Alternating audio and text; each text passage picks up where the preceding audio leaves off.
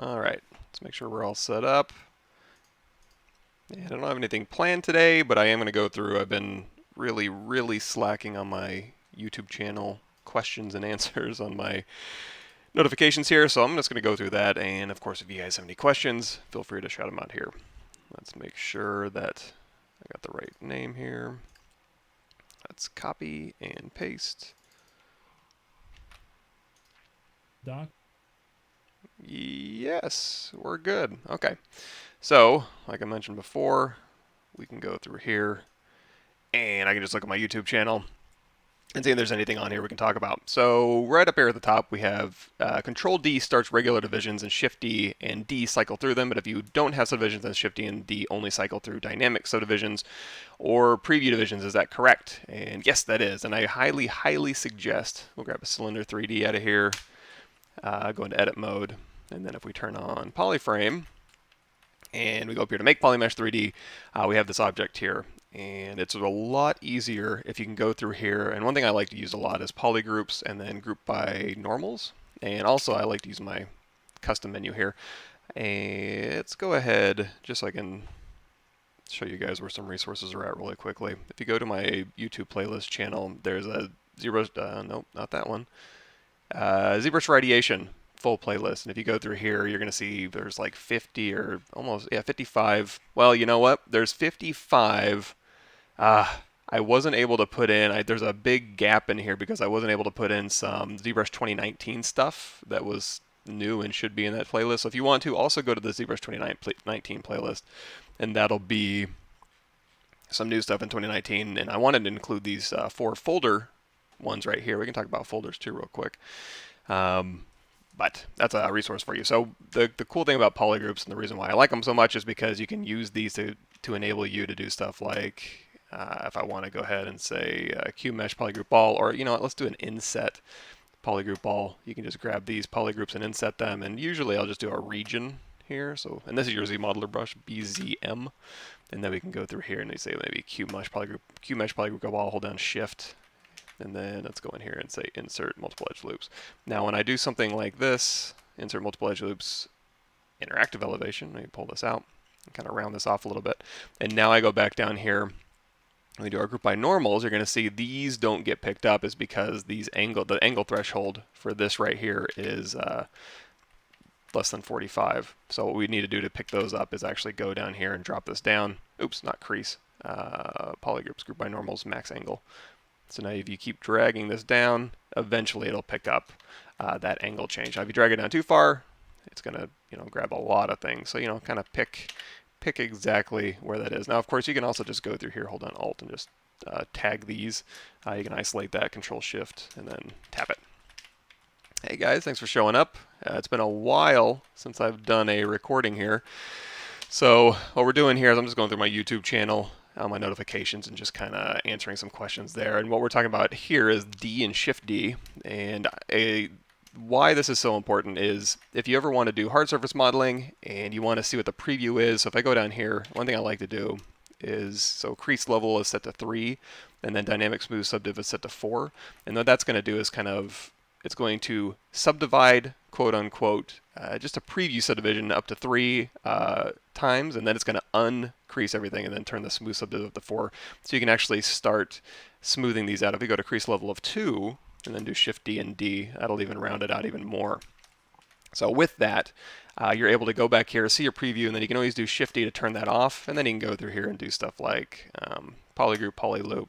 We'll grab this one, and then we'll say maybe, we can even go through here and we'll say insert single edge loop. We'll hold down Alt and get rid of these, and then we'll just do another inset polygroup here, and then we'll do a QMesh polygroup all, and then we can hold down Shift if you want to pull along those surface normals, or if you want to just QMesh in and out, that's available to you as well.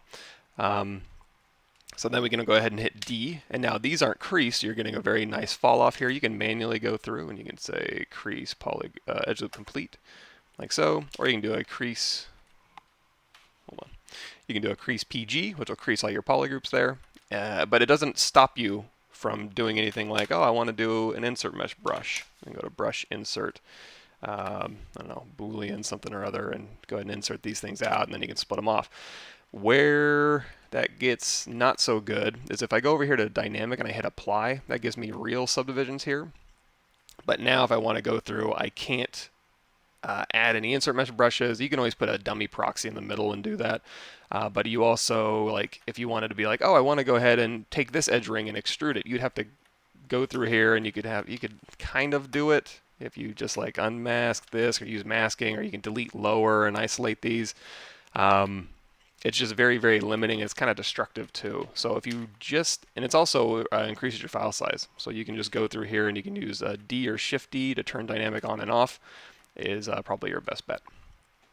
Let's go ahead and reset this here. Very powerful, very useful, and let me change that range. There you go. Next up, how can such a powerful app like ZBrush, let's see, not have edge extruding feature like that either? Vertex and edge extruding are very important. That's just ridiculous. I don't use a lot of vertex extruding, and regardless of the app that I'm using, but you can make the argument that edge extruding is important. However, in ZBrush, all you need is a little bit of thickness, and you can always knock it back. So if we go in here to initialize, let's go to, actually, you know what? Just hit make Polymesh 3D. And then let's go to Skin Shader 4 so you can see it a little bit better. And in the geometry, we're going to hit reconstruct and knock this plane back a little bit, and then we'll just hit delete higher. So with this here, you can't go over here if you try to do, I don't even do that often, edge extrude, A, B, C, D, there it is. So you can do edge extrude, and you can see you can extrude up and down, but this actually looks like it's creating some non-manifold geometry there, which isn't that good. This one, on the inside, is not so bad. If you take any of these outside edges, it creates a face down here, which will give you some problems here. So one thing you can kind of do, oops, delete higher. So we can raise this up, and then we can tap, and let's see if we can raise this one up. And you can also say QMesh, single poly, and we can pull this up. Now, it's not going to stick those together for some reason, but I really, and no, that's not manifold, that's why. So, and it's because it's on the edge. So I really, really dislike working single-sided in ZBrush. And it also, just in production, sometimes modeling single-sided can give you a whole slew of problems. So in ZBrush, to make it behave a little bit better, let's go ahead and turn on X symmetry here. It makes it go a little bit faster here. So if you want to model edge extrusions off of this thing, that would just be QMesh polygroup all. Just give it a little bit of a thickness, and now all day long you can just go through here and you can tag these and extrude these out, and then you can go like delete single poly, and then you can go to bridge two holes, and here and here, and kind of bridge these out maybe a little bit.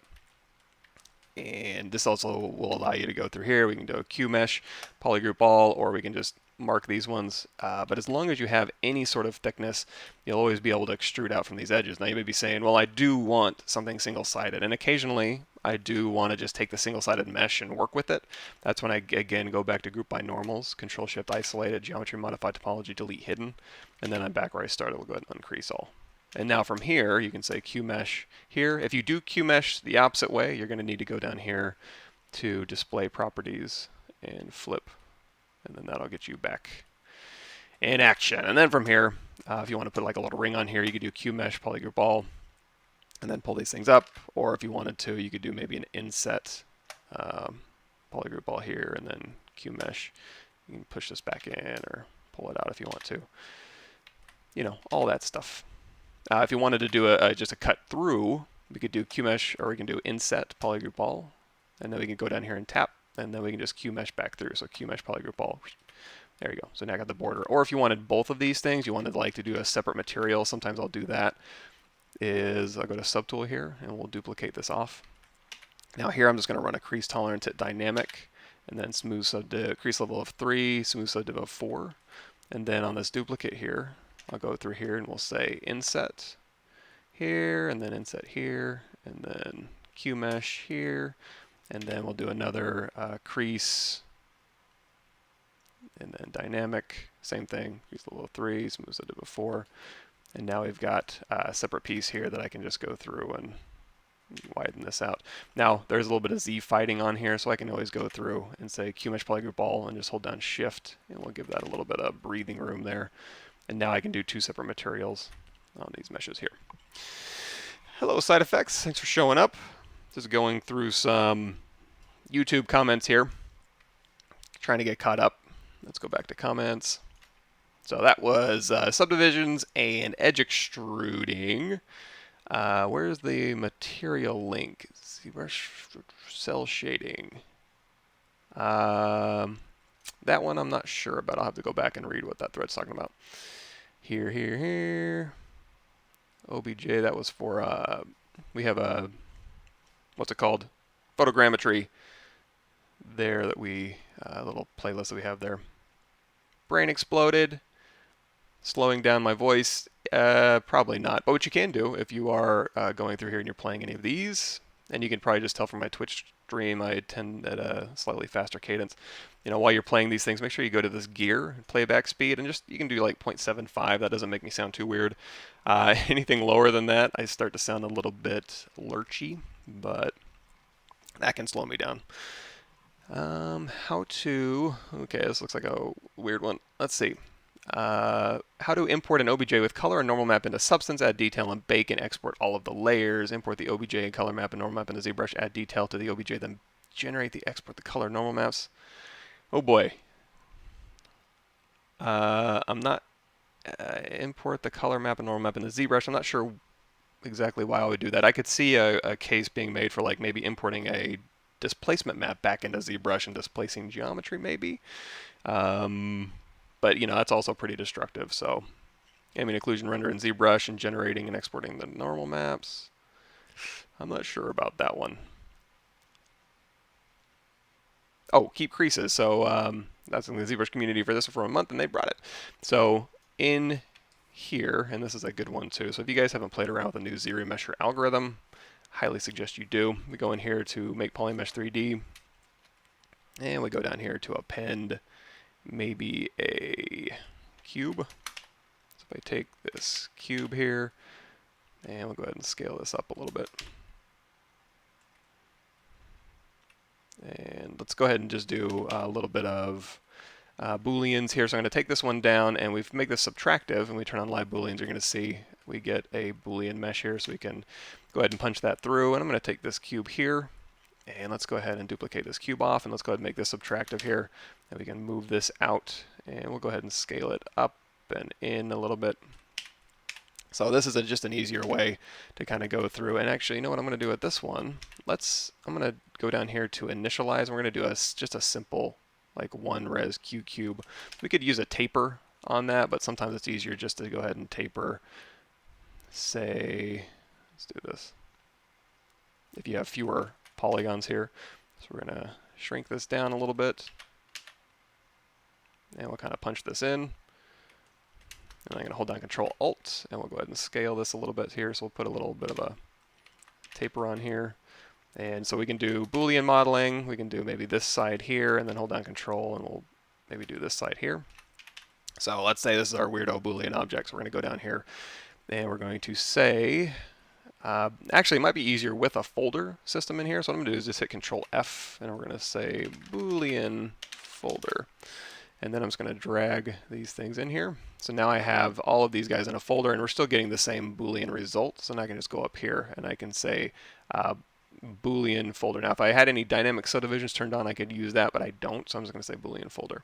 It's going to turn my folder off and put my Boolean right back out here. So with the new ZBrush algorithm, this isn't symmetrical in the X symmetry. Boy, I just moved that all over the place, didn't I? What I'm going to do with this thing is I'm going to say deformation unify, and that's going to put it right smack dab in the middle of there and make it a ZBrush primitive size. And then we'll just do a quick mirror and weld. This is going to make ZBrush go a little bit faster, and I have a symmetrical object now.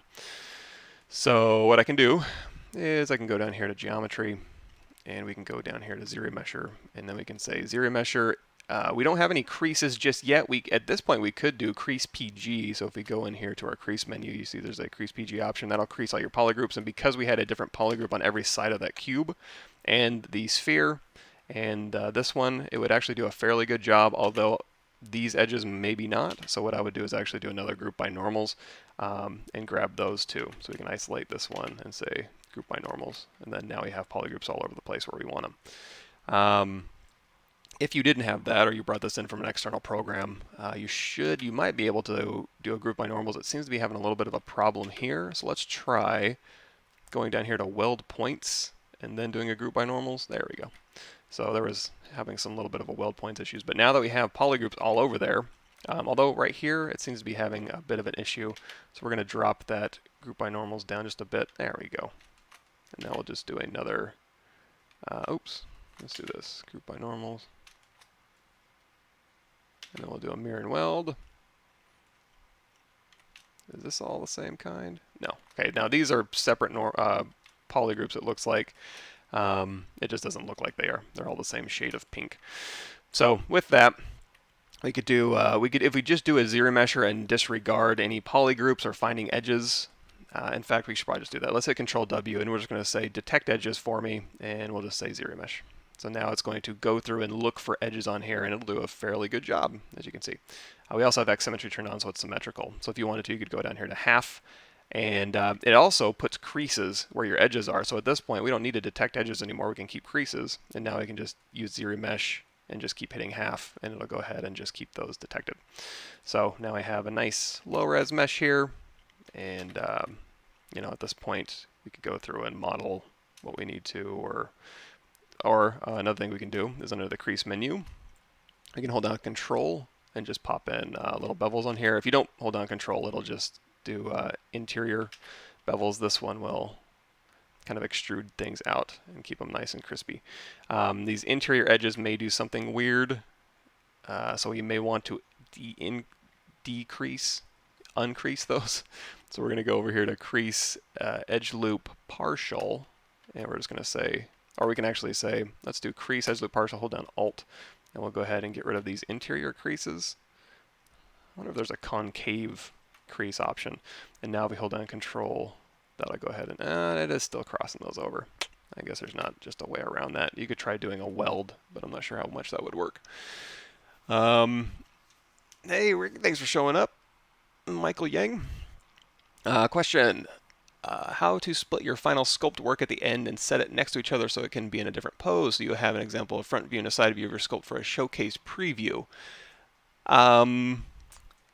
If you were talking about just rendering, and I would probably do that in post, like in Photoshop, where I would have an object here. Let's say I've got, okay, here's my, let's grab the demo soldier here. There we go. So we've got my sculpt here, and I want to go, okay, I want a 3/4 view. So I'm going to have hit a BPR render, and then I'm going to go to my render pass, and I can export my render passes. Or if I'm just going to grab my document, you can go here to Texture, grab Doc, and then export this as a PSD or a JPEG or anything like that. And then if I wanted to do a front view and a side view, I could do that, or a back view. If you want to do an automatic character sheet, what you can do is you can go in here to your document, and there is a ZapLink Properties character sheet. So if you're not a big fan of going up here to your movie timeline, so if you go up here to movie timeline show, and it's like, okay, I'm going to be sculpting on this guy, and I've got some spotlight reference in here, so I'm going to store an image, or store a camera view really, and then I can go through here and I can sculpt on them, and then I can use the arrow keys to kind of cycle through my different camera views. If you're not into that, you can go ahead and get rid of that one, just drag it off, and then movie timeline show off. You can go down here and you can say, you know what, I'm just going to store a little button, custom one, in my ZapLink view, and then I can just hit custom one. Now you can also do this in your draw menu. You have down here, underneath here, you have you can store cameras and even rename them and switch between them. It's up to you, but if you want to use ZapLink, that's what you can do. However, you can also use this to make a character sheet. So custom 1 is this one. Custom 2 will do like a back 3/4. Front, we can capture. It's going to capture your back automatically. Right and left and top and bottom. You don't have to do all these, but you can. And now you can just say make character sheet. It'll go through, and then it'll shoot it out into Photoshop, and then this will be your top, right, left. Whoa, Photoshop, it's big. Let's make it so you guys can see it here. Something like this. So there's your character sheet. You're going to see the background has this alpha out if you just want to, whoops. Sorry about that loud noise there. if you just want to fill that with a black, and then these are also already have their alphas, so you can do that. Another thing you can do is, it's probably not going to work that great. If you can also do Shift S, and you can just kind of store a snapshot right in your desktop here. However, if you want to do a BPR render, it's going to get rid of everything. So generally, you want to do like a nice render of your stuff. So if you try to, do a BPR render and then do Shift S, it's not going to capture the BPR render part. It's just going to capture this part. There is a filter you can use. We're getting a little bit weird now, but if you're so inclined, you could use a filter. Let's see if I remember what it is. It was, what am I doing? Not Z plugin. Underneath your render settings. So if you guys haven't checked out the BPR filters yet, I would highly suggest you go into the ZBrush 2019 What's New. Okay, what happened here? Playlists. So here's on this one. This is just kind of a get you caught up really quickly. It's 50-something videos for just ZBrush in general, updated. And then this one here is ZBrush 2019 What's New, and it starts out with the new BPR system. A lot of really fun stuff you can do in here. So part of that is just the ability to go through here, and we can use these filters. So you can go through here and you can say, let's do a what am I thinking here? Actually, it might be easier if you want to just to go in here and do like your render sets. And we can say, look, give me some black and white outline artwork or a blueprint like this, and then you can kind of store this. And then you can go here and you get BPR render, and it's all these filters that are creating this effect here. So you could store, save out your images like this. However, there's also another filter in here. So if we do, oh boy, I don't know if I remember exactly how to do this off the top of my head. There's a filter. Oh, what is it? There's a filter, and then you can just store. I mean, I guess you could do a drop shadow that you can just offset here. I'm not gonna waste your time digging through here and trying to remember how to do it. Well, let's try it. Okay, there's drop shadow, and then if we say under modifiers, opacity,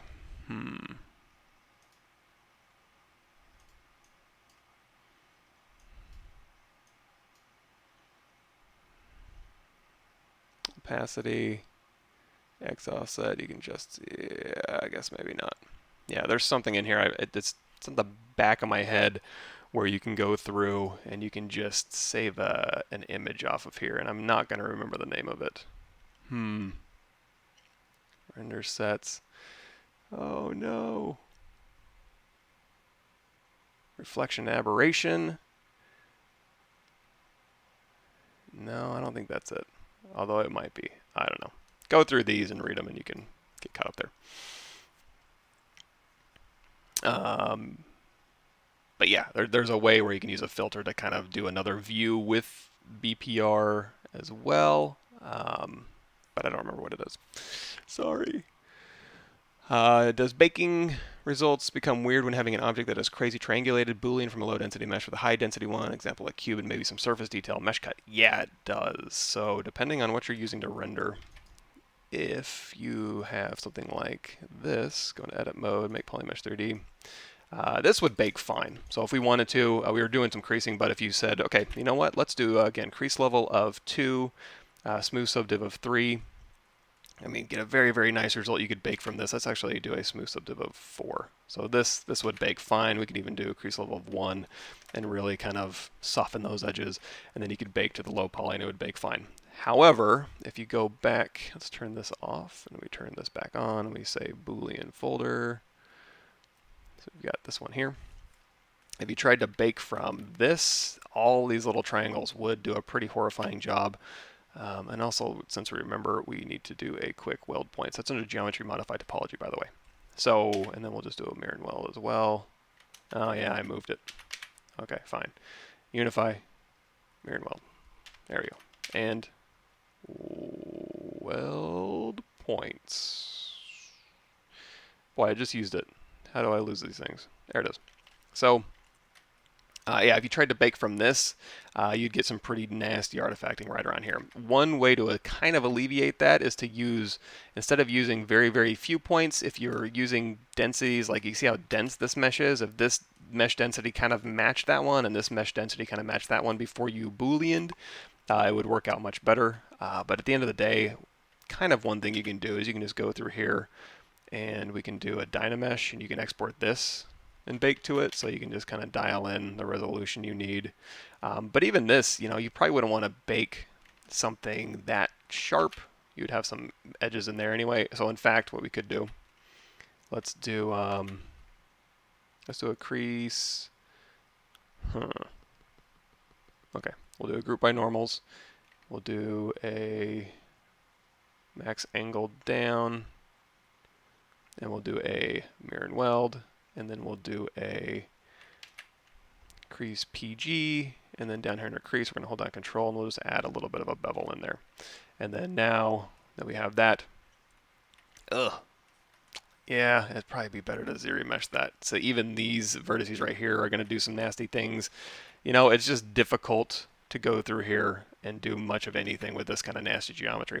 So one thing we can do is we can go down here and we can say, let's go ahead and Dynamesh this, and then we can use a, there's a deformation.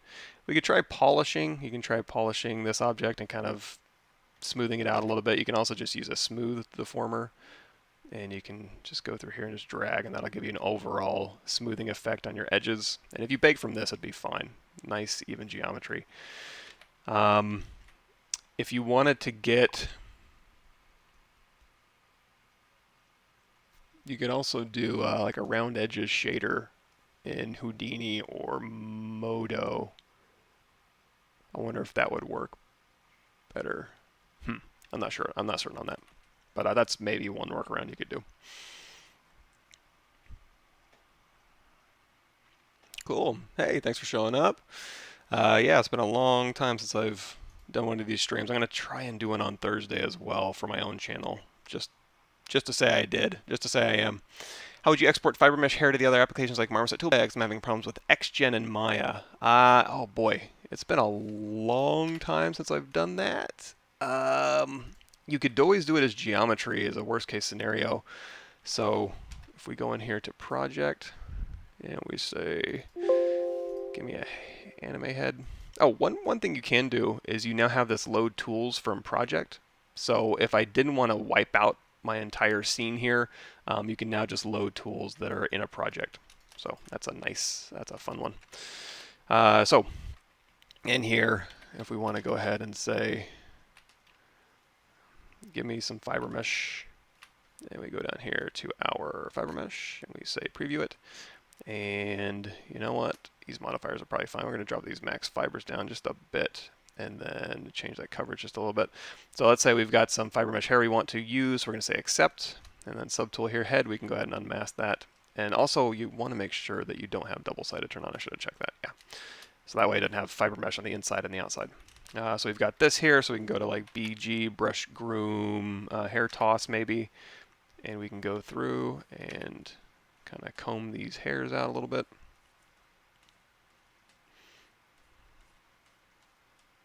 Nice. So now in order to get these out of here, let's go to render. Here's our hair. Well, that doesn't look very good. Let's switch to, if we want to have this head stay matte cap gray, we can go to mRGB, and we go to color, fill object, and then for the fiber mesh here, let's go down here and let's see if we can put like a hair shader on those so that they kind of maybe pop a little bit. I wonder if I have, no live booleans are on. It looks like it's almost hashed or something. There's something really bizarre going on with these project settings. What we could do is we could do save as. Wait for it. That was weird.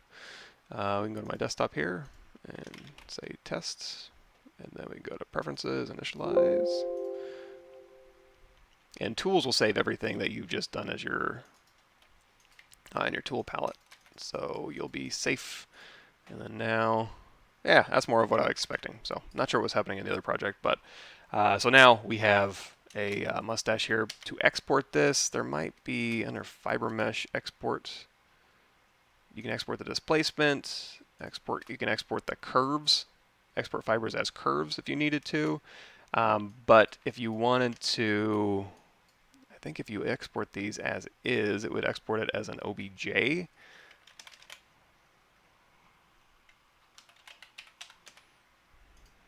And then if you really wanted to convert these, when you're playing with your fiber mesh, you could, maybe we can do this. Can we convert BPR to Geo? And so now if we try to groom these, let's see, brush groom, hair toss. Yeah, so now we just converted these to geometry, so we can go through here and we can kind of just, you know, sculpt on them. So now if we export these, it'd be geometry instead of fibers too. So that could be another way you could do that. And then if it's just geometry, you could also export that as a FBX, so FBX exporter. I think that might work. Again, that's not something I do all that often, but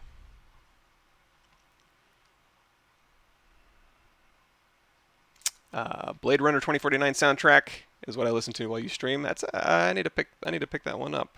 It's been a while since I haven't listened to it. I've been in spreadsheets for too long. I would love to get back into doing some artwork and and listening to things. Because in the 2018 presentation, the mech PC said it was using dynamic to keep the file low while having Boolean surface details. Yeah, that's a good point. So we can load that up too if you want to. So, oops, let me pull this down here in case there's stuff in here I don't want you to see. Drone. High res. Okay. So in here, you're going to see a bunch of different versions of the drone. And you're going to see there's a low res game res mesh. You're going to see there's a bake version. This is the Booleans actually applied and the dynamic subdivisions actually applied. And there's a UMesh version that's 102 megs. This is actually after the Booleans have been baked into the mesh. And there's the start groups, and this is only 16 meg. So if we load this up, you're going to see, after we load it up, that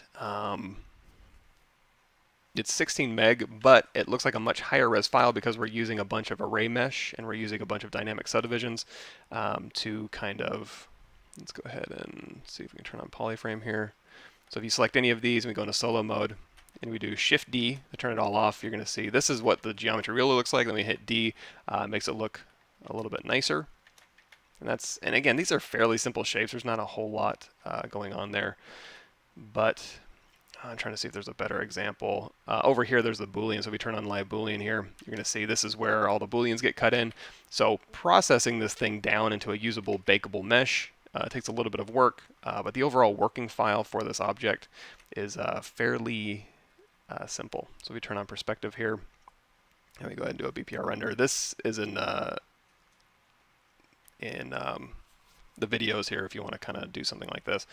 But this is where you can have a little bit of fun with your filters here. So getting more of a, let me see if I remember how to do all this. Again, it's been so long since I've actually done artwork. What am I looking for here? I'm looking for a flat shading. So we can turn this into more of a comic book render.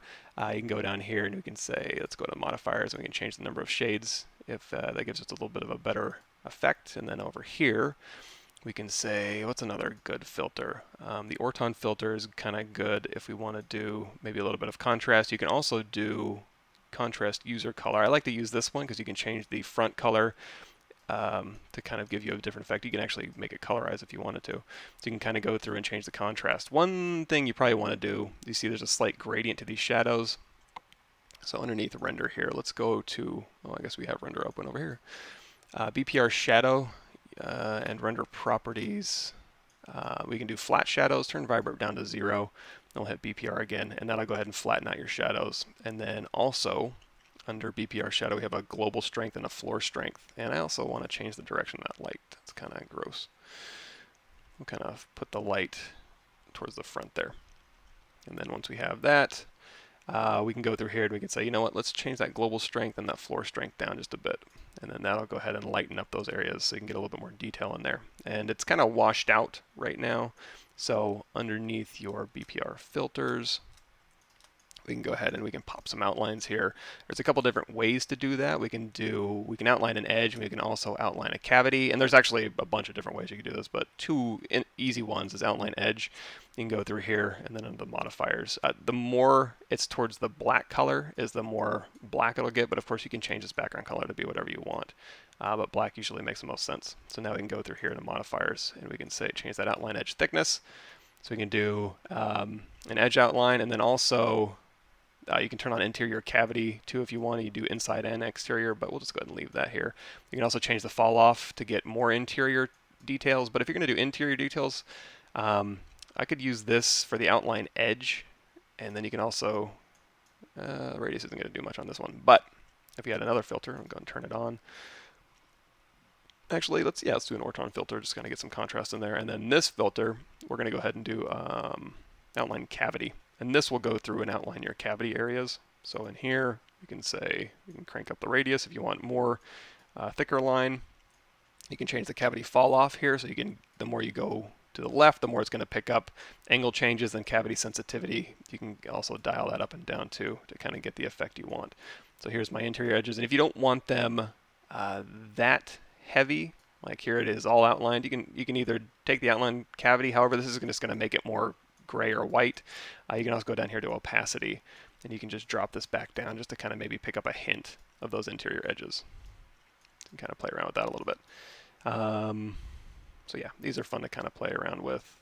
There's this place that's already kind of pushed in there, so if we change that radius here, we can start eating up those edges a little bit, and then this is the one that they would use for like a blend mode darken, and then drop that opacity down, and you can kind of start getting like you did a little bit of a sketch. So let's go ahead and crank that radius up.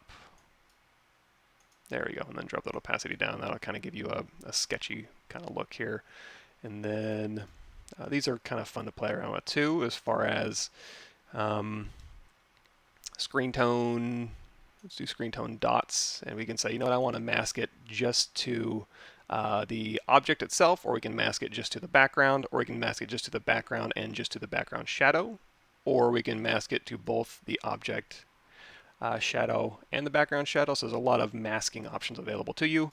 And then under here, you can drop these screen dots down and it'll make them smaller.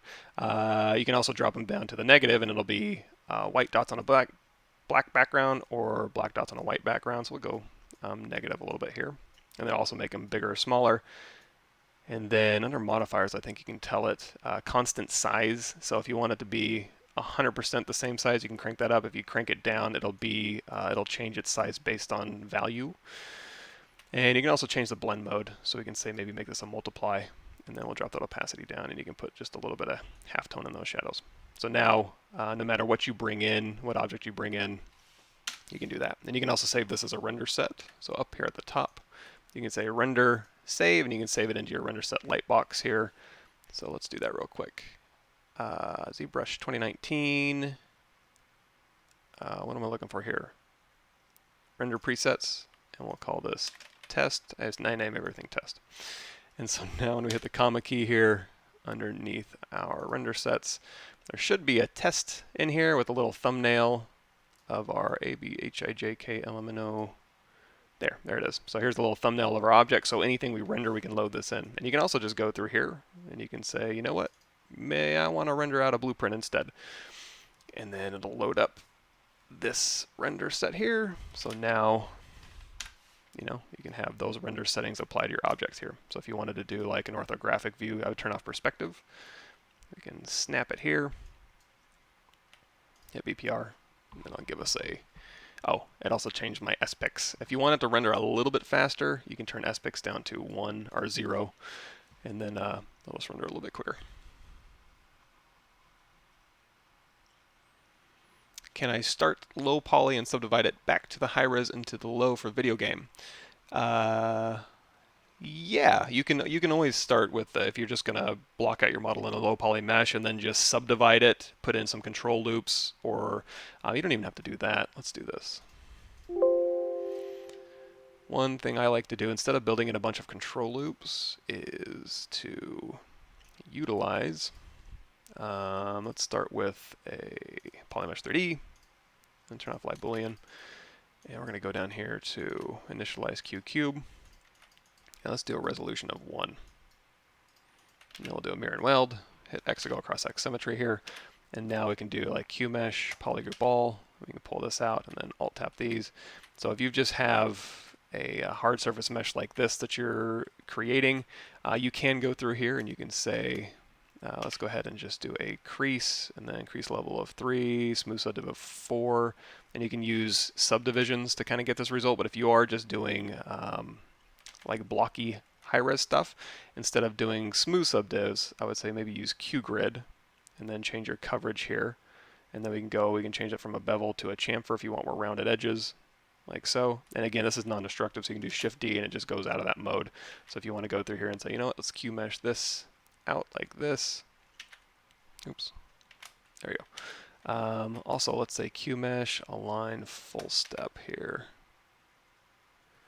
And if I want to change that, let's go to Insert Single Edge, pull down Alt, and then do another mirror and weld. So we have that, and then I can just pull these out. You can either pull along the surface normal here, you can add another edge ring here, and then we can go like, I don't know, inset. First of all, let's do a polygroup poly loop here, and then we could do, let's make that a little more obvious, and then inset polygroup all region, and then we could do Q mesh, pull that in, and then when we turn D back on, this is the result we're getting, and then you can go through here and you can change your coverage, tighten that up a little bit.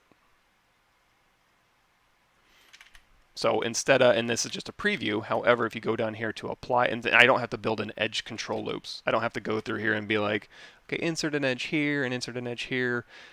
Now, the part of this may not work really well if you want to do variable radiuses on your smoothing. So like I can't make this one smooth softer than this one. With QGrid, it's like all or nothing. But if you do just want like a bevel on an object like this, this would be an easier way to do it. If you did want a little bit more control, that's when you go out of QGrid and then you start using like your crease and then smooth subdiv of 4 and crease level of 3. And you can actually do crease all if you know everything needs to be creased. And now let's say crease level of 4, smooth subdiv of 5. So then you can go through here and you can start adding in. It's like these are, let's do crease level of 3. Just to kind of show. So this one's a little bit softer, and maybe that's what you want, but if you don't, now you can start adding in control loops where you need them. So you can be like, okay, let's tighten this one up a little bit, and let's tighten this one up a little bit, and put in little control loops here to kind of make that work for you.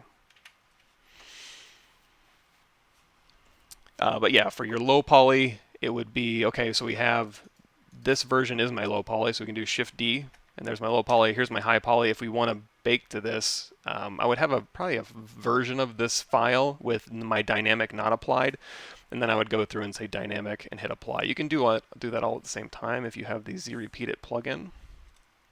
So if you go over here to ZRepeatIt, and you can download these plugins, just Google Pixelogic downloads, and in fact, if you go to my, I believe, ZBrush for ideation playlist here. If we do Control F, there should be plugin. Yeah, ZBrush, number 34, installing ZBrush plugins. And that'll walk you through the installation process. But anyway, in here you can see I probably have dynamic apply in here. It's like a action script recording. So you can go through here and you can say, okay, dynamic apply while you record it, and then you can name it, and then it can go through all of your subtools and apply those dynamics. So now I actually have real subdivisions here. So you'd have one that you could export as your bake mesh, and then one working file you could have as just your low-res mesh. Hey Fabio, thanks for showing up. Ricky says, when I transfer my detail to a retopologized mesh at high subdivision levels, my mesh explodes. Do you have any tips on how to fix that problem so it won't explode when I start going to higher subdivision levels? Yeah, maybe. That can happen sometimes. Let's go ahead and give it a shot. Let's do something.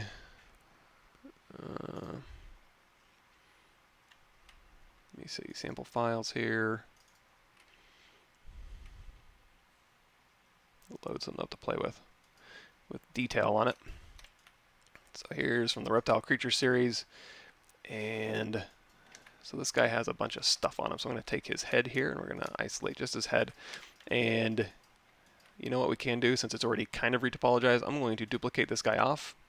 and we're going to say go down to subdivision lower, and we're just going to delete higher. So let's say this is our low-res mesh that we've z-remeshed and retopologized and cleaned up. If you want more information on that on my YouTube channel, just Google z-remesh and z-sphere retopology, and I'll walk you through that. But if we want to project those details back, you're going to see we have these two showing, and we only have these two showing. Anything else that's showing is it's going to project to. So at this point, we go to project, hit project all, and I'll project those, and then we hit Control D, and then project all, and then Control D, and then project all. So this is what should happen. Occasionally, what it's essentially doing is those low-res vertices are looking for the next nearest vertice to snap to. So if you have a vertice that's like inside the mesh and it wants to sometimes it'll do something bizarre, like it'll be slightly inside the mesh and it'll want to snap to something way over here, or it'll just kind of go crisscross all over the place and go crazy. And occasionally in little areas too, depending on, again, where the nearest vertice is, it may not work that well.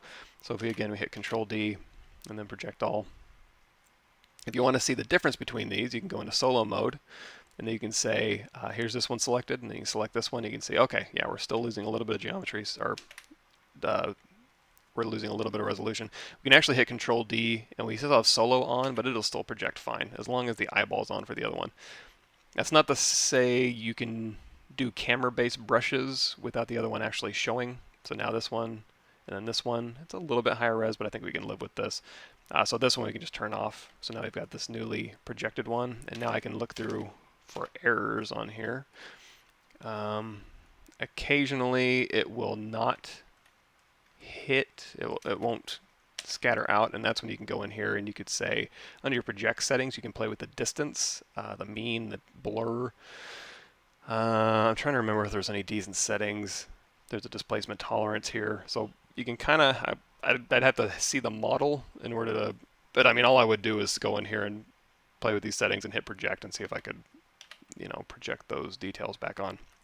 One thing I would suggest is just subdividing once and projecting, subdivide, project, subdivide, project, instead of subdivide, subdivide, subdivide, subdivide, project. It'll give you a little bit more of an accurate result. But occasionally, if we go in here to brush layer, and we go through here, occasionally it'll just miss. You'll have a bunch of stuff on here that's just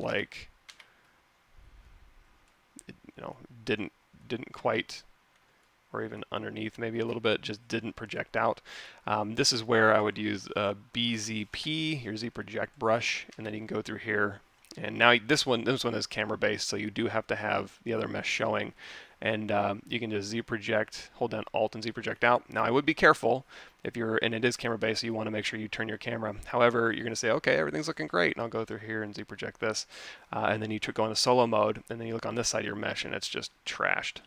That's because it's projecting, it's camera based, so if I go to the side here, it's going to grab these vertices and shove them over to this side. So how to fix that is, number one, go out of X symmetry, and then we can hold down Alt and project out to this, and then let go of Alt and project back in, and then you can alternate between Alt and project. Let's project this back to the mesh here manually, do a little bit of cleanup work. But now we've got this side, which is good, this side, which is bad.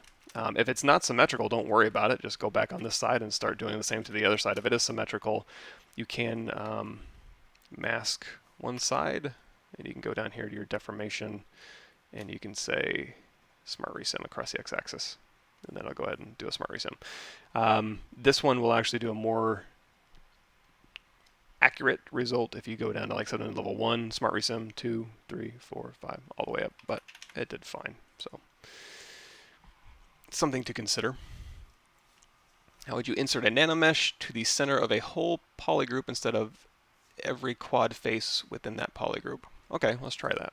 I'm not positive off the top of my head, but let's see. So if we have a cube 3D, drag it out, go on to make Polymesh 3D here, and then we'll do a quick group by normals. So Nanomesh is awesome. So if we want to do insert a Nanomesh on here, let's make something, I'm trying to think if there's anything that we can have a little bit more leeway with than the default. Let's go out of edit mode here. Let's go grab that make Polymesh 3D, and we're going to go down here to initialize QCube. That'll give us enough to work with, I think. So we can actually do D. Actually, let's just do 1. There we go. Like Control W, make it all one polygroup. Now, there's a couple different ways you can make a Nanomesh brush. You can just go hit B, create insert mesh, new, and then brush, create Nanomesh brush, or you can just leave this sitting out here, and this just makes you a new brush with ZModeler with Nanomesh. This already applied as a Nanomesh. And this will allow you to dictate the direction a little bit better of where you captured it from, so you don't have to use the rotational values in Nanomesh. But you can also just have an object sitting out here, and you can hit M, and you can just select any object that you have available to you that you've made and use that as a Nanomesh brush. So if we go back to our object here, and we hover over face, it's insert nanomesh on a single poly, so that'll just do a single poly. If we do polygroup all, it'll insert a nanomesh on all those polygroups here. But if we wanted to insert a nanomesh just in the middle of here, let's see, there is some options in here. So if we go, okay, insert nanomesh, and then let's see, Z rotation, we'll just put that back down to 0.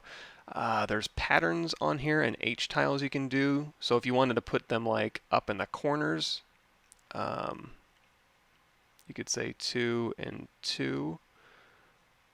Then you could say like border or corners. Let's turn the size down here. So now you can like put them in the corners of the polygroups. Let me see. Checker odd, so you can do like domino effect. Switch it around the other way. But there's no like, you can do a grid pattern here.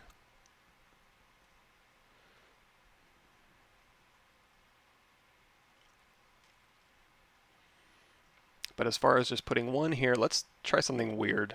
Let's see if we can do, if we do random distribution, that'll just kind of randomly distribute these around. And that can be useful if you wanted to do like some offset values here and change their variances. And we were doing this with my CGMA class as well.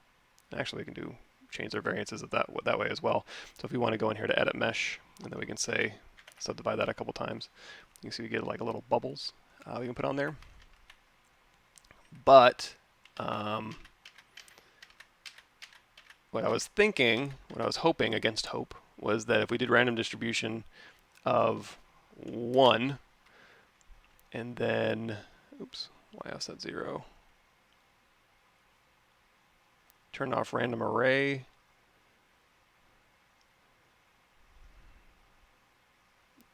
and it's really just confining it to that 1. Let's say pattern of 0.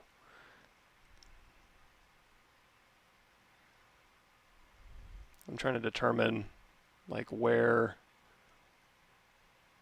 I'm not positive on that one. Insert a nanomesh at the center of the whole polygroup instead of every quad face within that polygroup. I mean, this is hacky, but because if it is just going to be a nanomesh that you're worried about, we could duplicate this off, isolate this. We could say delete hidden, and then we could try doing a quick geometry reconstruct, and then delete higher. And then when we go in here to insert nanomesh, polygroup all or single poly, we can just do that. But of course, on a curved surface, this isn't going to work that well.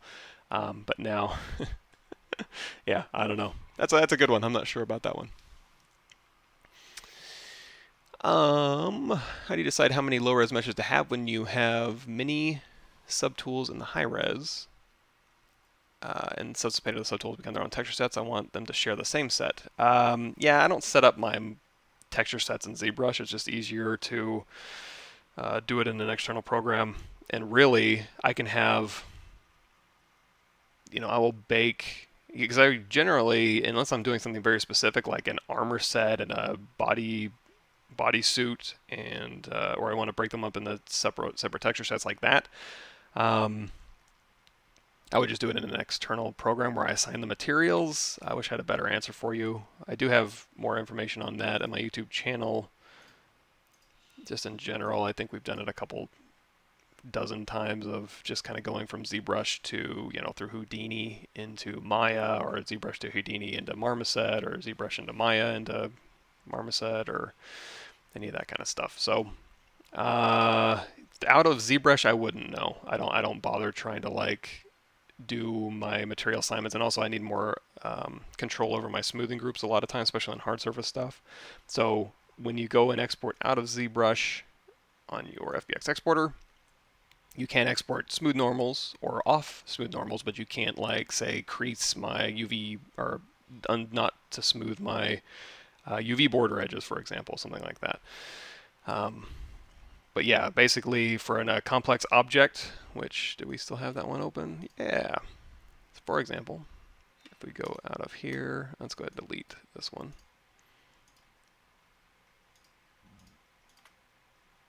So we have this object here, and this has a bunch of different subtools. You can see this is a subtool, and then this is a subtool, and this is a subtool here. So this is a good example. So I'm going to hold down Shift. I'm going to shoot all these with the bent arrow up to the top, and then we're going to isolate just these three. So if I was going to make a low res for this, and I wasn't going to have to like animate this out of here for some reason, I just needed to be stuck in there. What I would do is I would have this as my high res, and you could keep these as separate, although you could also just merge everything together and assign your polygroup IDs. But for your high res, you could name this shoulder underscore high underscore body, shoulder underscore high underscore cylinder, shoulder underscore high underscore I don't know, plate. And then those three will all be packed under shoulder underscore high. And then your low res could just be shoulder underscore high, because you're not going to break off all these pieces. You're going to Z-remesh them all together. For example, I could just do a quick merge visible, and then we'll do an insert here. And this is going to be quick and dirty, but if I want to make an envelope of these, I can just go down here and I could say Dynamesh, and that'll give me my envelope. And then I could either Z-remesh this, or I could just decimate this down to my let's say 2K. So here could be my low res, or maybe even 1K. So this will be my low res I bake to. And you can, clean this up or manually retopologize. I'm just trying to do something quick. So if this is my low res now, I could UV it, and then I would just make sure to name this shoulder underscore high, and then all of these ones would be shoulder underscore high underscore. You could even just do 01. Doesn't really matter if you don't want to be that organized. And then it'll group all of these for your bake sets and then bake them here. But yeah, your material sets is all controlled by your low res. So if you wanted everything to be one texture set, I just do it in an external program. Just easier for me to organize. If you use an outside program like Substance for additional detail ideation, what's the best way to accurately bring that back into ZBrush? My end goal is the 3D print, so I need to create actual geometry versus maps for a render. You could export a displacement map that you could then bring back in. So if we had, let's go ahead and delete this. So if we had all these, let's go ahead and merge these down too. So we'll say merge. Oh, and when I say like filling these with material IDs, essentially that would be, you can use the new color menu, the new Z plugin color. I do have that set up. I think I did. I made a Z color thing. Oh yeah, a Z color plugin that has all these different things loaded in, so you can actually use this. I also have a really quick thing I like to use, just like a simple color swatches that I can just let's go into Skin Shader 4 so I can see them a little bit better. Let's drop those over here, go out of edit mode, and then we'll grab this one here. So if I wanted to say just sample from these, I can hit C, and then I can hold down Control Shift, and then go ahead and fill that with a color, and then C. Am I not getting this? Color, fill object, Alt Control F. Oh, that's right.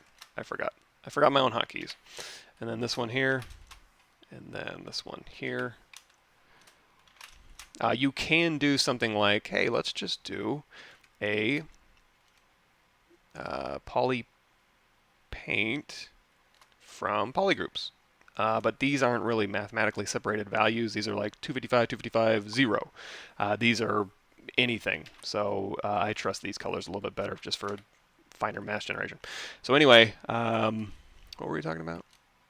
We were talking about, oh yeah, bringing detail back in. So if you were in Substance Designer and you, boy, that's a bad decision on that. So if you're in Substance Designer, let's hit Control N to clear that off my canvas. And let's go grab a white material. You could bring in anything as a displacement map that you could apply to your object. Now your object would have to have UVs and stuff, so yeah, I would decimate down. I would probably use Houdini for that, honestly, like decimate down to something fairly low and then use our UV tools, because what you'd have to do is bring a displacement back in. If we go down here to our, what's a good example? So if you had did something in Substance, let's use the noise plug here, and we'll do a like a weave. And then if you want to see what this is doing, because these are essentially displacement maps as well. And it could just be a simple height map. And we'll go ahead and say mix basic noise down to 0. And we'll say the plugin scale, we'll scale this down. And the strength and the, what am I looking for here?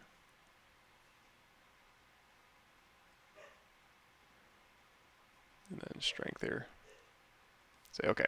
So if you made a displacement map in Substance and you exported it back out, you could go through here and under surface noise, actually, you would probably go down here to your displacement. If you were doing just something tiling and you wanted a little bit more control, you could load it up into surface noise here. So I'd say go down here to this alpha on and off and just import it into there.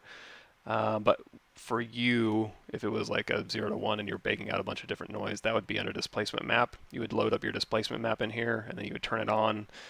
You'd probably have to play around with the intensity settings a little bit, and then you can hit apply displacement map, and it'll apply your height channel as a displacement. So something like that.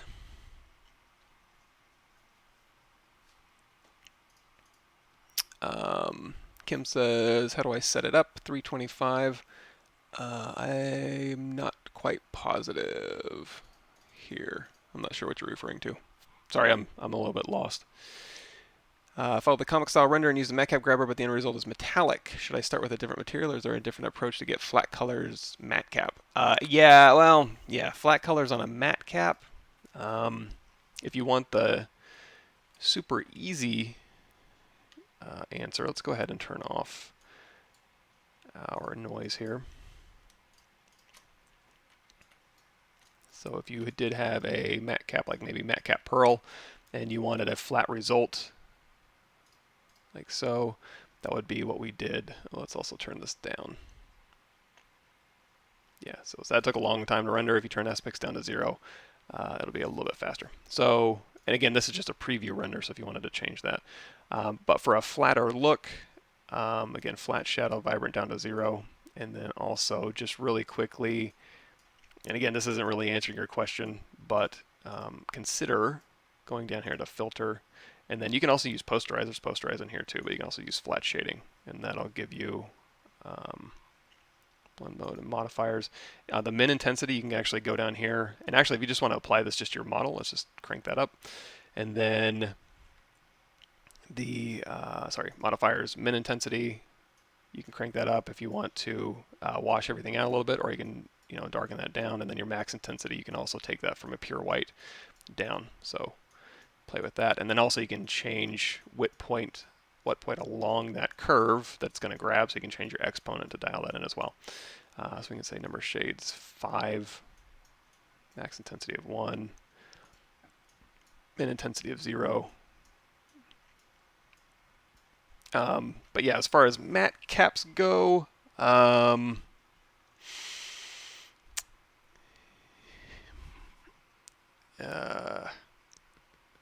yeah, if it's giving you kind of a metallic result, because your matte cap is kind of metallic and you're using matte cap grabber to bake that to your mesh,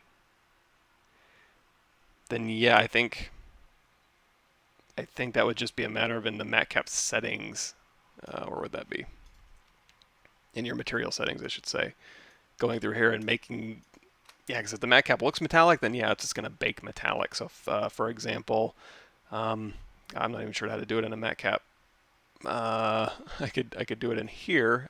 In case you were not using a matte cap, you can actually go through here and you can add texture in here, and then up here underneath the reflectivity, you can crank that up and make it look more metallic. But for a matte cap, ooh, I'm not sure. I don't do it enough to just kind of know.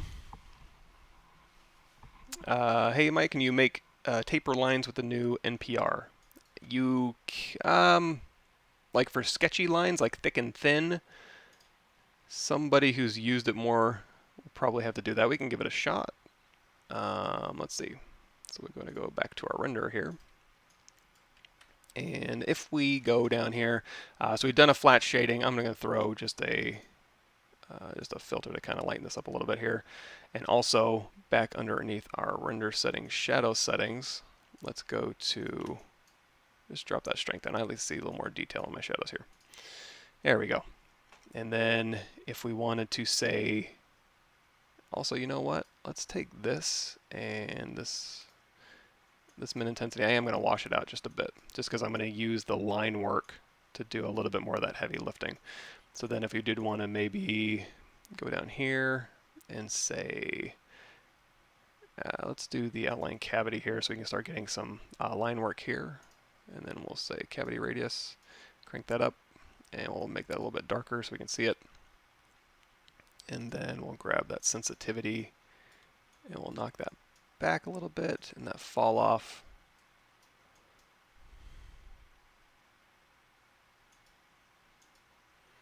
Cavity, noise. There we go. So yeah, if you wanted to go like, okay, where it's darker, and usually it would be like for line weight, it would be where it's in the shadows, it would be darker. Where it's not in the shadows, it would be lighter. I wonder if a blend mode, I'd have to play around with that. I'm not exactly sure off the top of my head. Because like in hard light, you can see in the shadows the line work is darker and then it fades a little bit. So you can maybe play around with your blend modes to kind of see if you can get a little bit more of that effect. But that's not really a taper. That's just more of a dark to light, a kind of maybe an illusion of thick to thin a little bit better. You can also use, if we turn on this other filter, now this isn't like thick to thin sketch line, but you can do, let's see if I remember how to do this. This would be overpaint texture here. And then if we crank this up a little bit and we go into modifiers, you can taper these things here. So you can say, we change the width and then the height down. And then if you wanted to rotate them, and then if you wanted to do a X slope, that will taper thick to thin. So if you wanted to get like sketchy lines one direction, you can go thicker to thinner sketchy lines. But yeah, this probably isn't what you're looking for here. And then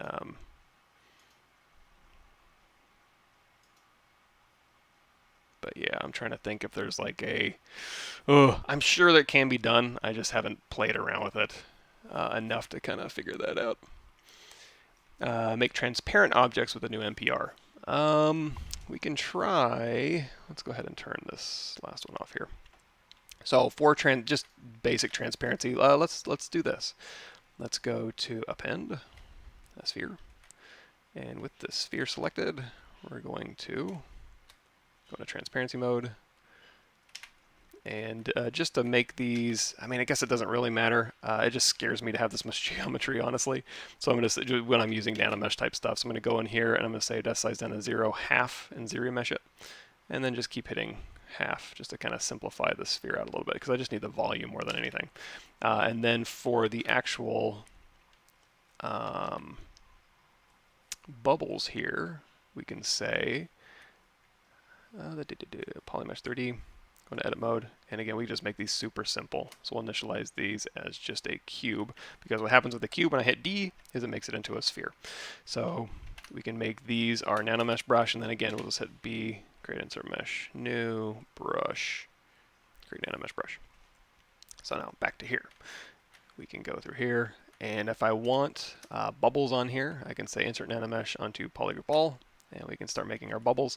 However, if I want to go on the inside, we're going to go down here to display properties, and we're going to flip it. And so now when I do my Nanomesh here, let's go ahead and change my length, width, and height variances. Just get a little bit of variance, and then we'll make these a little bit smaller, just for some bubbles floating around. And now when I do my offsets, I can offset interiorly. And there we go. So now let's change that side just a little bit so you can see. Change that to offset. There we go. And then random distribution. Okay, so Nanomesh inventory 1 to mesh, Control Shift isolate that, invert that, delete hidden, hit D, and now we've got some bubbles on here. I'm going to go ahead and just say smooth subdiv of maybe 5, just to make those super shiny. So in order to render transparency, you're going to see, if I go into BPR rendering,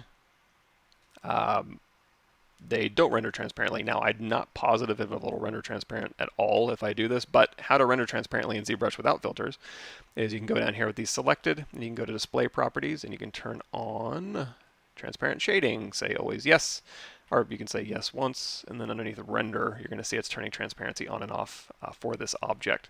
So now when you hit BPR, that'll go ahead and render out transparency, and then you can go here and you can say, okay, the visibility here, and it does look like it's, oh shoot, not aspects of 7. So now, yeah, it does look like it's a little bit transparent. If you want to give them a little bit different material properties, you can go in here and you could say reflected map, mRGB, color, fill object, and then we'll go back to here. And now, because it's NPR, if you had a matte cap replacement filter, it would replace these. In fact, let's go ahead and do an inflate on these objects here just so we can see it a little bit more obviously.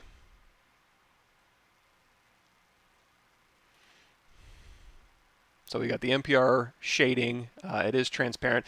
You can go through here in the BPR visibility for your transparent shading. You can turn that down. Then you can also, under the render settings, you can go in here and you could say under transparency, you can play around with the strength and the N factor, C factor, refraction, and refractor. And that'll kind of give you a little bit of a thing. Hey Mike, you still use Houdini. How do you feel about it still? I still love it. I wish I used it more. It's certainly, I mean, I use it as more of just a production tool for like rapid iteration, but you know, I could use it for so much more than that. It's just kind of the time I have allotted to me. That's kind of all I've been able to use it for. But you know, it's an excellent, just like ZBrush, it's an excellent tool to either just work in, or it's an excellent tool to supplement other programs as well. I don't like, oh, another thing too, you know, bubbles kind of cast shadows a little bit, so you can turn on BPR shadows, and then that'll cast a little bit of shadows here. Now, that might be a little much. Let's see if that helps it any. Oof. Okay, so unfortunately, when we do flat shadows, it looks like it's S shadows either on or off. So I wonder if we go in here to render, turn off flat shadow, if that gives us a little bit more control. Ooh, it doesn't look like it. Yeah, I think when we were going through and doing these filters, if we turn all these off, no, it should, oh, another thing we can do. You just drag out and select this material. Let's go through and we'll make this material pop a little bit more. So diffuse all the way up. We can crank that specular up as well, and then that specular curve, we can tighten that up or broaden it out if we want to. But yeah, that shadow.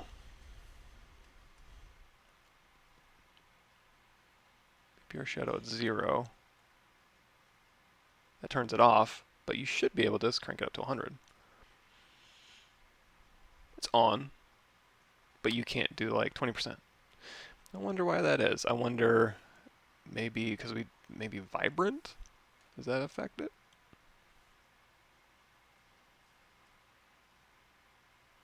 Nope. I really don't know. Looks like I broke something.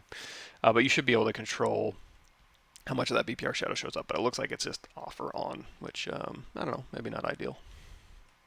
But, okay, so, how much time we got left? Okay, we got some time.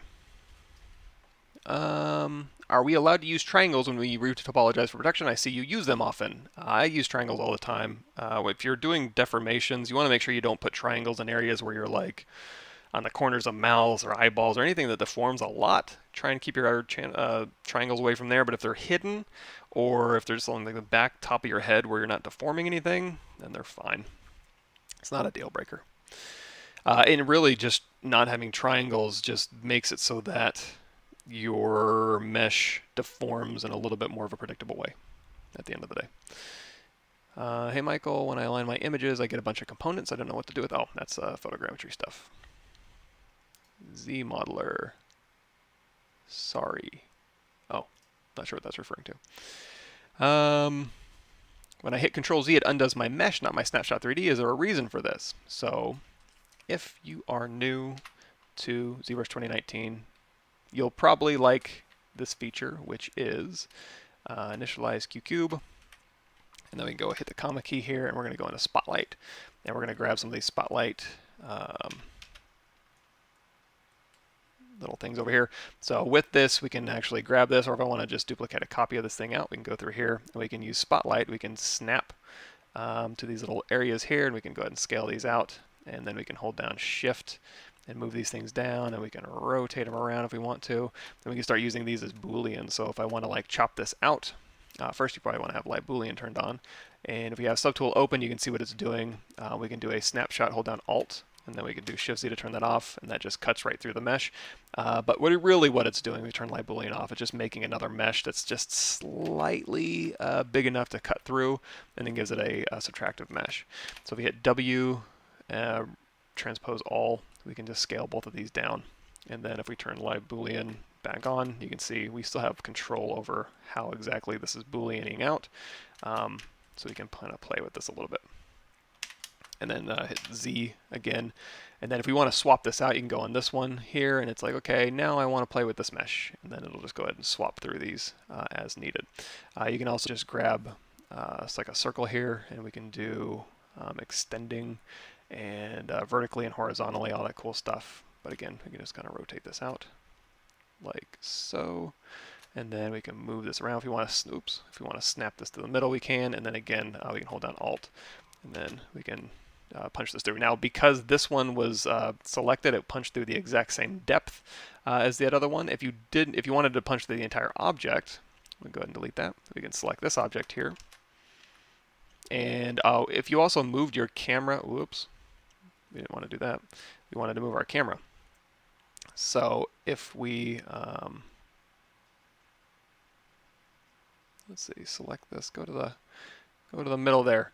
If you did move your camera around, so if you had Z and then you were like, oh shoot, I want to snap back, you could always save your camera views in the movie, but underneath your document now, not your document, your draw menu, you have more camera options. This is a real camera, so you have different millimeter focal lengths, and you can also just click, where do I cycle through? Oh, undo. So you can undo the camera back to where you were.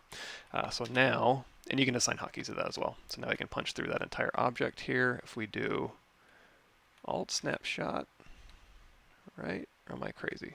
My Boolean's on. This one is selected. We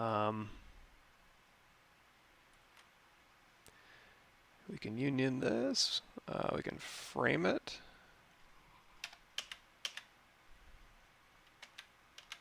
I don't know what just happened here. That's weird.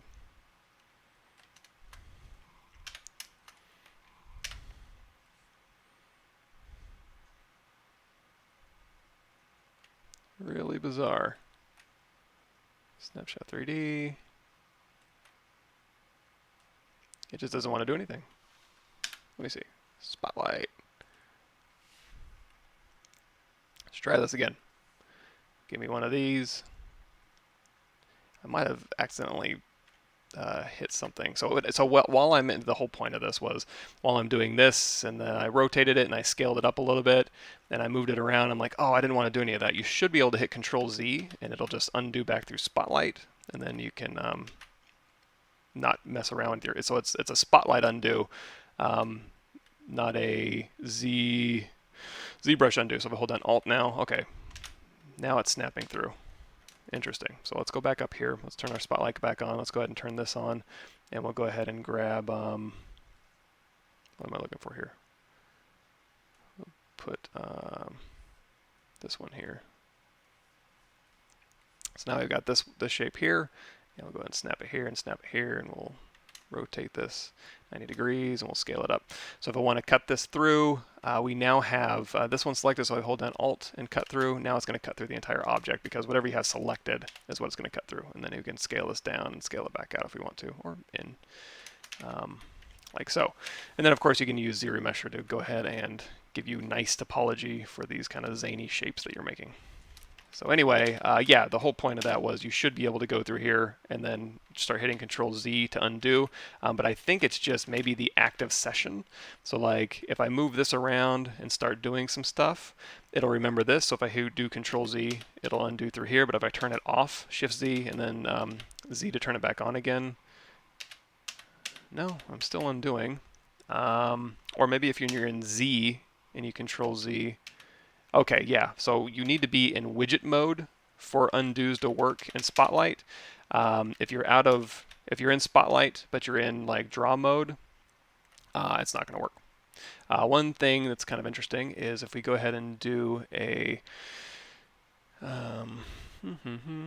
Boolean, make Boolean mesh, and then we go ahead and say Dynamesh here.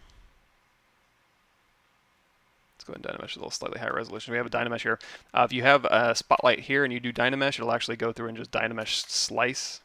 So just be careful when you're using this and you're using Dynamesh. That's a feature to go ahead and say, cut all that stuff out. It'll just go through and slice that with your Dynamesh.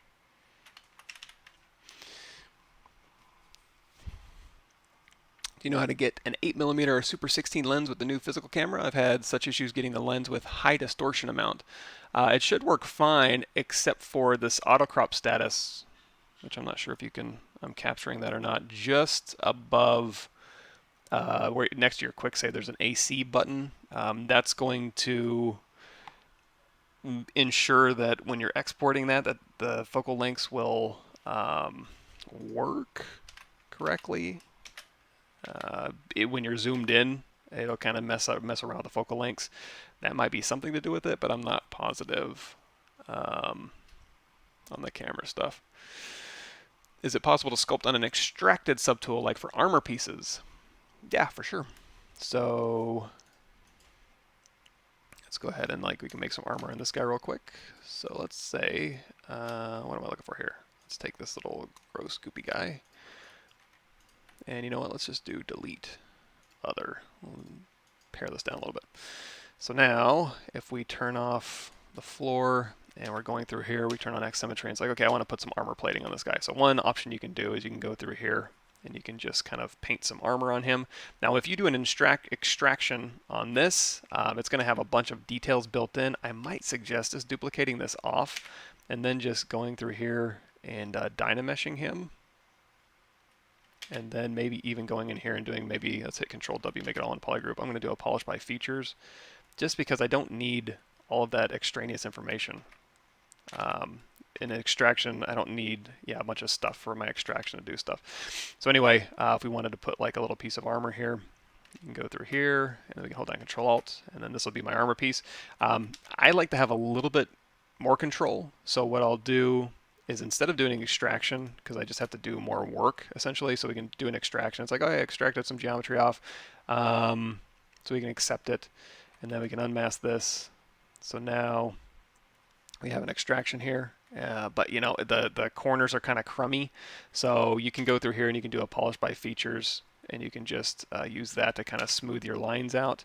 But probably, I mean, you could also do this. You could go through, and if you was like, okay, I want to keep this corner a little bit tighter, so we're going to say crease edge.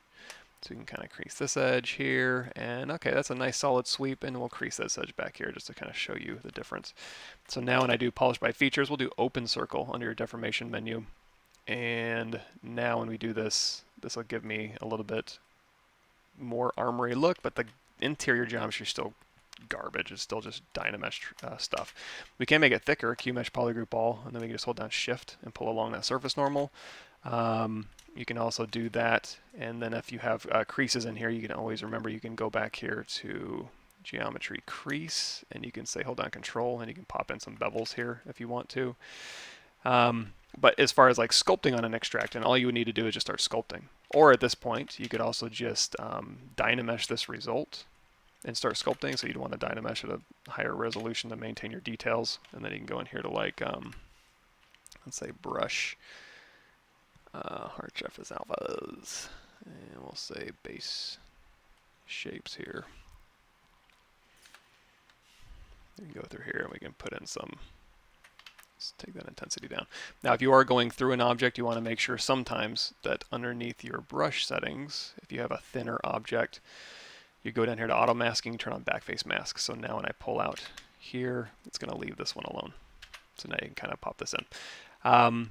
However, probably what I would do, instead of using extraction, I would go all the way back here.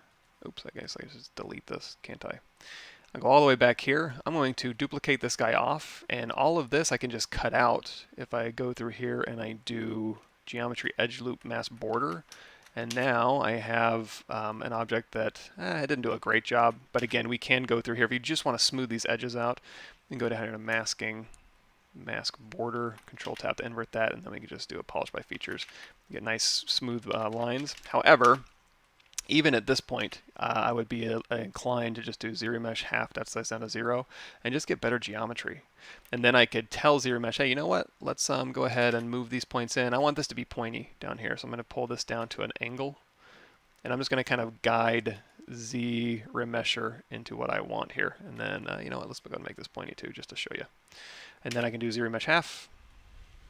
And I'm just getting nicer geometry to work with. So now this is much more usable armor geometry. So now I can go through here and QMesh polygroup all, and we can pop this out, and then we can even pull along that surface normal if we want to. And now you have a lot more options available to you if you wanted to, like, say, put a lip on that, or go through here and like poke a hole through, and then we can just do crease dynamic. You know, so armor like this, a little bit more usable. Then of course you can always Dynamesh this result and make it whatever you want to kind of go through and mess around with. So let's do a crease tolerance on this one. And then if we wanted to smooth these things out, we could also go back in here. Let's do a mask by border, and then we'll just do a polish by features, just to kind of make that a little more armory, because it's kind of lumpy. So now when we do D for dynamic subdivisions, we can do crease 3 and 4. And then we can go through here, and it's just a lighter envelope here, so we could just pull around these fewer points and still maintain a fairly nice shape. In fact, we can even make this even lower. With ZBrush, we can say keep our creases, and that'll make sure that we maintain those. And now we have even fewer points here. Very, very smooth armor look. You can go through here and just kind of massage those out a little bit. How to avoid normal seams when baking might be the cause. Besides a sharp edge and the high res, is there a good source material on this you recommend? At work we do. So apply to certain affinity, and I can walk you through all of our game res best practices that'll hopefully make it so that you don't have a whole bunch of normal seams. A lot of that might be in your surface normals, your vertex normals when you're baking to a low res. If your UVs and your surface normals aren't correct, you can get seams across there. So yeah, that would be like your high res could be perfectly smooth, but it's really your low res that's causing those seams. And it might just be a vertex normal issue or a UV issue, or maybe both.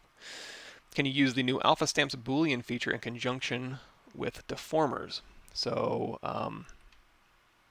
yeah, you should be able to. So for example, it's like, okay, we've got this, and if I'm just going to be working on one side, I'm going to go ahead and say delete this. In fact, if you want to go ahead and flip this around and just have one working side and keep your file sizes even lower, you can go over here to array mesh. You can say, let's make a new array mesh here, and we can go, I'm going to reset it, and we're going to do a mirror.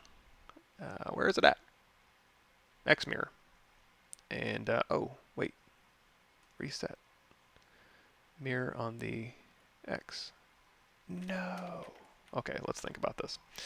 I want to do, I mean, I guess I could manually just go through and like offset it over to the side here. What was that, -3? But that's not ideal. Because now what I can do You should be able to just mirror in the X. I'm probably doing something wrong, being dumb. But this way, but yeah, it should be. Oh, you know what? Let's try this. Let's say lock position, lock size, reset X mirror. There we go. Do that. And then now when you go through here and you update this one, the other one will update on the fly. And if you want to just turn that off, you can just turn off array mesh. Anyway, back to the question. If we go in here and, okay, we're going to use Spotlight. We're going to go through here and we're going to cut some hard surface stuff in here. So we're going to hit Z. We're going to Boolean some stuff out.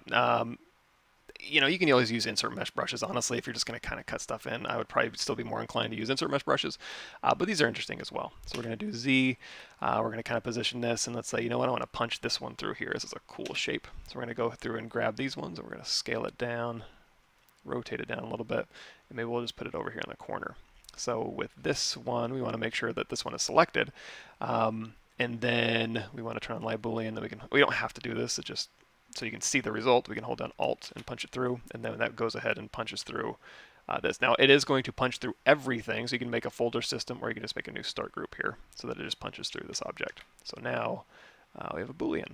So if you want to use a deformer on this, now I don't think you can use a deformer like, oh, I want to do a lattice deformer on this. So if I go here, and I'm like, can I take this stop sign, and can I like taper this? I don't think you can do that. But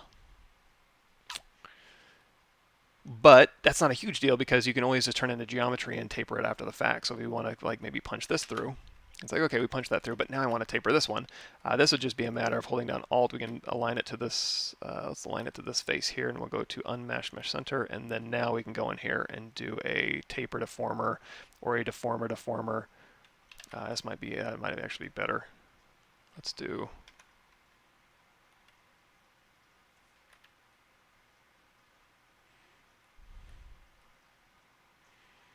Can I get?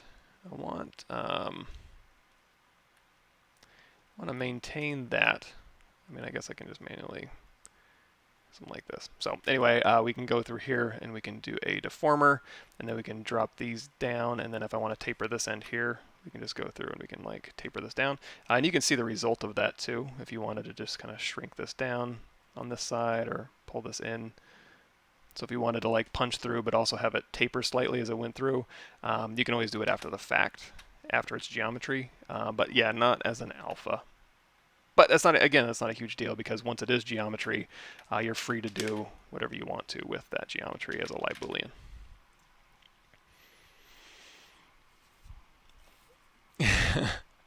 Hey everybody, thanks for showing up. How do you go about making Veroni type perforated surface like an architectural facade does in Rhino Grasshopper? Woo! Boy, those are some words I'm going to have to look up. Veroni, is that like a noise type? Veroni. Oh, yeah. Okay, now I see like breaking up or shattering something. That kind of stuff I would do in Houdini. They have, I assume that's what you're talking about. I'm not super well versed in that. That I'm not positive. I have a Max asks, I have a head attached to a body. The head is cut in half horizontally. So it's attached to a body and it's cut in half horizontally. Okay. And the two halves are filled with a material. How can I make the head and only the head, not the body, hollow? You can use live Booleans or you can use the shell system. Let's try. You know what? Yeah, let's do this. This will be a little bit easier, and it'll clear out our space here. So we have a head, and we want it split in half horizontally. So we can go ahead and like slice this. And then if we turn on groups with our Dynamesh, and we Control-Shift-Drag, you can see that it's just going to keep our top half and our bottom half here. So if you wanted to just hollow out one side, again, you could do like a split hidden, and then you could duplicate this off. And then, you know what? It might actually even be easier to, yeah, I mean, I would like to use ZBrush for that, actually. Let's do this. So, trying to think of the most elegant way to go about this. Essentially, we want to slice this in half, but have two separate pieces, and then hollow out one side.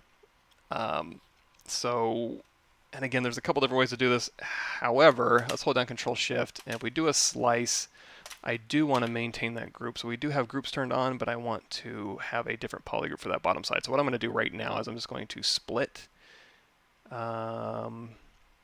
isolate this, and we'll just do like split hidden, and then I'm just going to do a quick close holes operation on both sides here. And then even for both of these, I'm going to do a quick mirror and weld because the close holes operation is not mirrorable. So now on this one here, I can duplicate this off, and I'm actually going to, if you go into solo mode here, I'm going to ZBrush.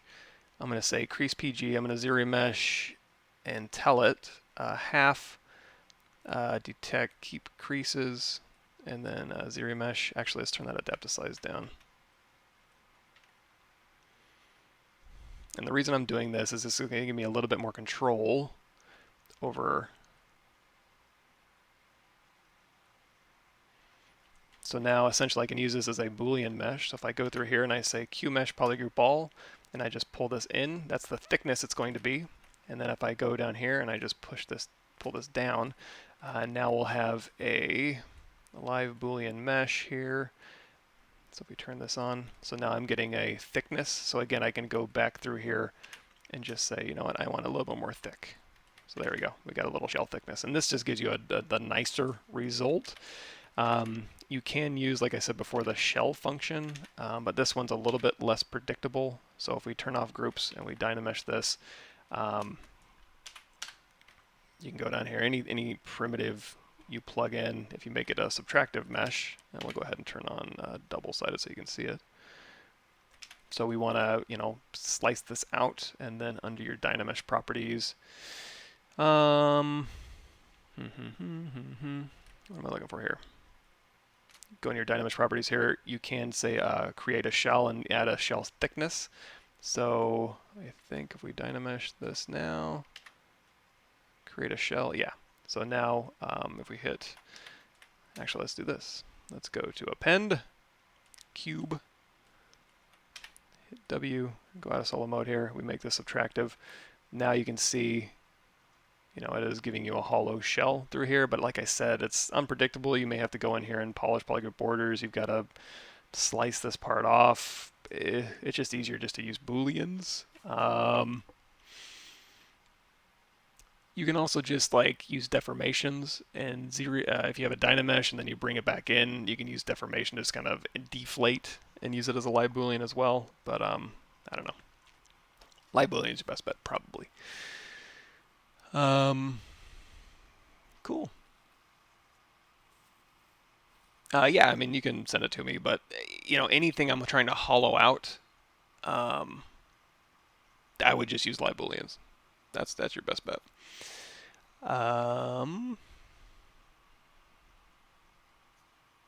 Cool. And yeah, and you can always put in fact, it's actually easier if you wanted to do a, let's see, let's load this up here. I mean, hell, you could even do a live Boolean at this point. So it's like, okay, I've got the head here, and if you want some, let's delete this thing here. If you want a space between the head, you could just move it down, or you could put in another live Boolean. If we go to append, whoops, not that. Or I guess you could use that actually.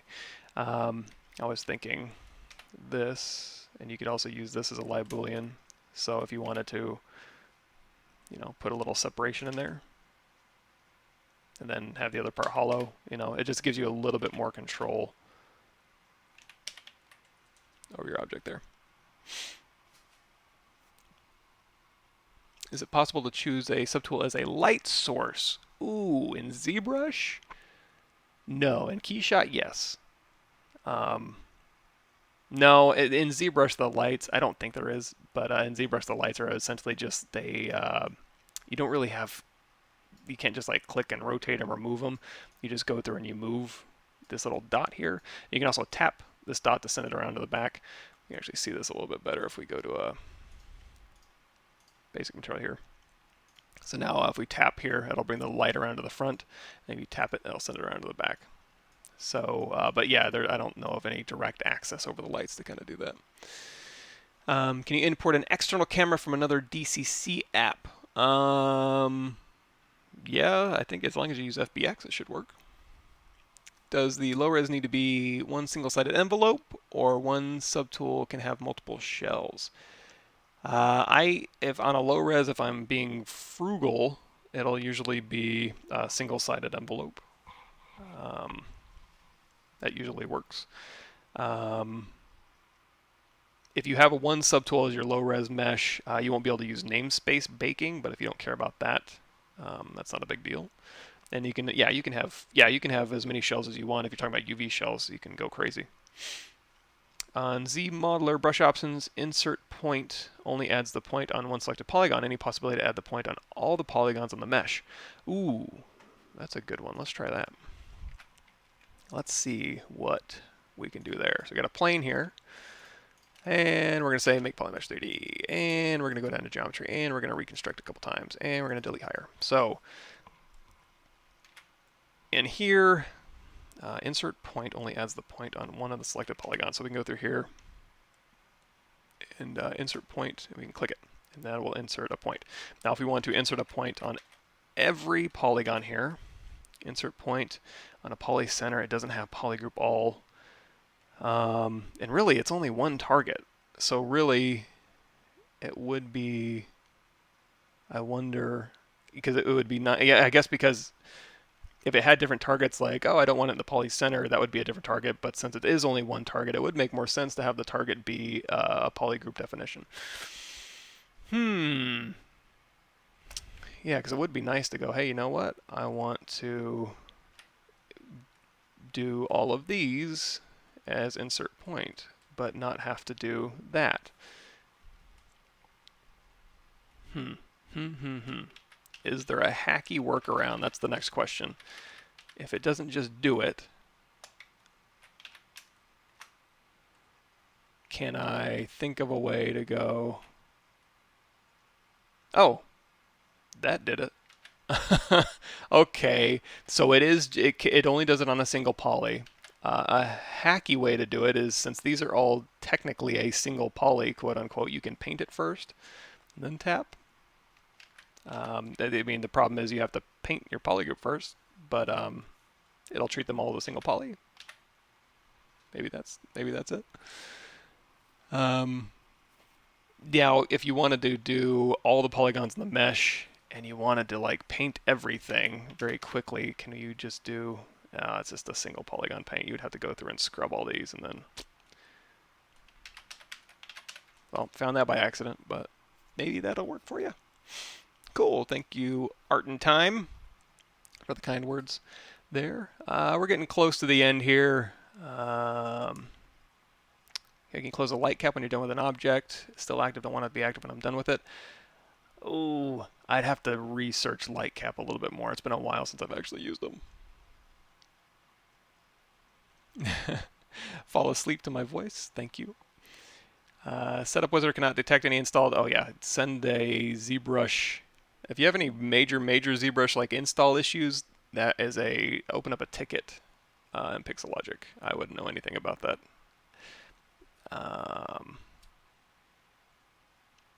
Cool. So yeah, not a whole lot of. How do you open that shortcut in ZBrush that shows the tools?